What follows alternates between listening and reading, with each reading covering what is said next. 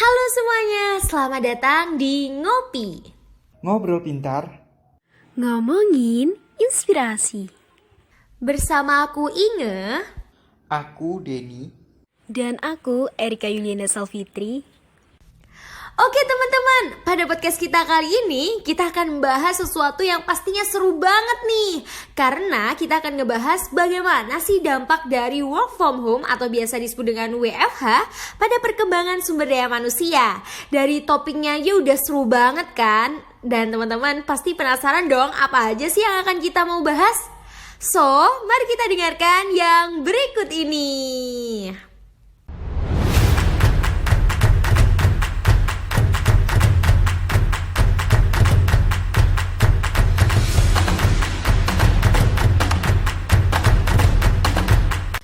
Tapi sebelum itu teman-teman, aku mau sapa-sapa dulu nih para pendengar ngopi. Halo semuanya, gimana nih kabarnya? Semoga pada baik-baik aja ya, dan semoga pada sehat semua nih para pendengar ngopi di rumah nih ya. Dan bagaimana nih kabarnya rekan-rekanku yang sangat-sangat semangat nih dan antusias banget untuk ngebahas tentang topik kita pada kesempatan kali ini. Gimana nih kabarnya Erika dan Denny? Halo semuanya, para pendengar ngopi, kabar aku baik. Halo, kabarku juga baik. Oke guys, kayaknya kita tuh nggak perlu lama basa-basi gitu loh. Kita langsung to the point aja sama pembahasan kita ya nggak sih? Karena yang to the point itu biasanya tuh bakalan berujung bahagia, asik.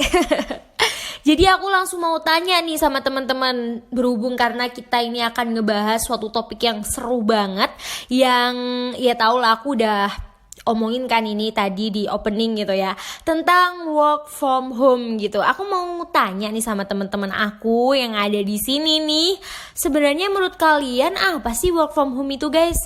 Kalian kan pastinya punya perspektif masing-masing. Coba dong ungkapin dong di sini. Oke. Kalau menurut aku nih, work from home itu kita bekerja dari rumah nih teman-teman. Jadi pekerjaan yang biasanya kita lakukan langsung datang ke kantor, itu bisa kita lakukan di rumah. Gitu sih kalau menurut aku. Kalau aku nih, menurutku WFH itu adalah sebuah tantangan baru bagi para pekerja, di mana mereka harus siap bekerja di luar lingkungan kerja pada umumnya. Wah, iya. Aku setuju sih sama definisi work from home menurut kalian masing-masing yang udah kalian ungkapin tadi nih ya. Tapi aku juga mau ungkapin nih work from home menurut aku nih, menurut perspektif aku gitu ya. Jadi guys, menurut aku WFH atau work from home itu adalah proses adaptasi kita pada kondisi yang saat ini terjadi. Karena proses adaptasi jadi pasti ada dampak negatif dan positif ya nggak sih? Karena penerapan WFH ini loh. Dan ini nyambung nih sama pertanyaan berikutnya. Menurut kalian nih, apa sih dampak negatif dan positif dari work from home ini? Dan menurut kalian juga worth it gak sih jika dilakukan terus menerus gitu WFH ini meski kondisi ini sudah mulai memulih? Ini kan kayak kita ini pada masa pasca pandemi gitu ya. Worth it gak sih guys menurut kalian gitu? Aku mau tanya itu sih, coba dong dijawab. Kalau menurut aku lagi nih dampak positifnya dari WFH itu kita bisa lebih banyak belajar hal baru nih. Misalkan nih teman-teman, secara tidak langsung kita kan dituntut untuk bisa menguasai teknologi informasi, seperti keberadaan aplikasi, platform atau software yang membantu dalam mengerjakan tugas-tugas. Dan satu lagi nih dampak positifnya tentu lebih efisien. Kita nggak perlu mengeluarkan uang untuk bisa pergi ke kantor, ya nggak sih teman-teman? Nah, untuk soal worth it-nya, menurut aku tetap boleh banget loh dilakukan secara terus-menerus.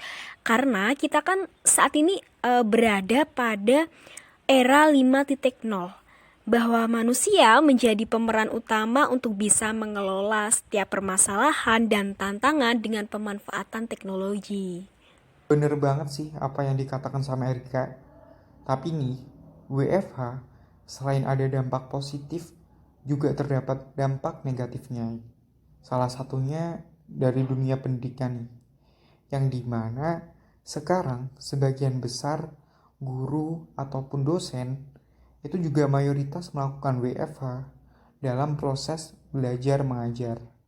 Nah, aku rasa hal ini masih belum maksimal Karena selain masih belum terbiasanya dengan teknologi dari sisi dosen ataupun gurunya, sedangkan dari mahasiswanya juga kurang dapat memahami informasi yang disampaikan gitu oleh para pengajar kalau lewat media-media online seperti platform Zoom, Gmeet.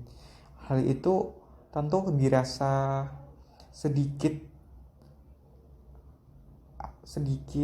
kurang nyaman gitu dari sisi mahasiswanya, karena kita nggak bisa bertatap muka langsung dan penjelasan pun yang disampaikan terkadang juga masih awam.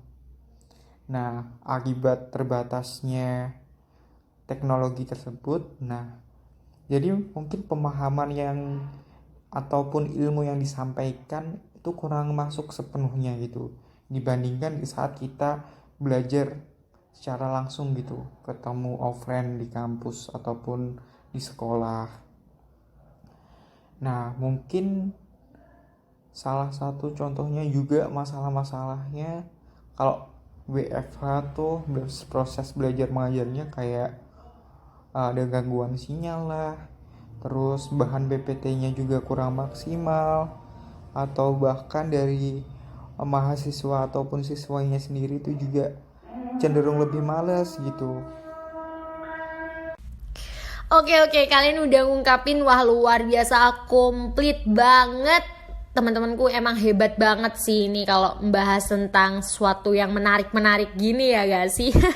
Sekarang waktunya aku nih ngungkapin perspektifku ya tentang dampak positif dan negatif dari WFH. Oke, kalau perspektifku sih teman-teman, tentang dampak positif dan negatif WFH ini kurang lebihnya ya sama lah ya kayak kalian. Tapi kalau menurut aku ya, dengan kondisi seperti sekarang ini, WFH ini merupakan salah satu alternatif yang keren sih menurut aku. Ya gak sih guys? Karena mengingat dengan adanya WFH ini kita bisa lebih aware gitu sama teknologi. Yang mungkin sebelumnya kita gaptek nih, kita gak bisa gunain Zoom atau Google Meet gitu ya. Tapi sekarang karena tuntutan kita itu bisa gitu mengaplikasikan, bahkan tuh kayak udah terbiasa gitu ya, bukan bisa lagi gitu loh, dengan media-media meeting online yang biasa kita gunakan. Jadi kayak walaupun gak menutup mata nih dengan bertemu langsung dengan lawan bicara, itu pastinya lebih seru lah ya dibanding work from home atau berhubungan melalui media komunikasi yang seperti yang sekarang kita lakukan gitu. Tapi WFH ini menurut aku bukan alternatif yang buruk sih dengan kondisi yang saat ini masih terjadi. Jadi kesimpulannya menurut aku, di balik dampak negatif dan positif dari WFH, kita harus menyadari cepat atau lambat kita juga akan mengadopsi cara ini gitu loh, mengingat perkembangan teknologi yang semakin melesat. Jadi menurut aku gitu sih. Ya teman-teman, sayang banget nih podcastnya harus segera berakhir ya. Padahal kalau membahas tentang work from home ini bakalan panjang, lebar, tinggi gitu pokoknya ya.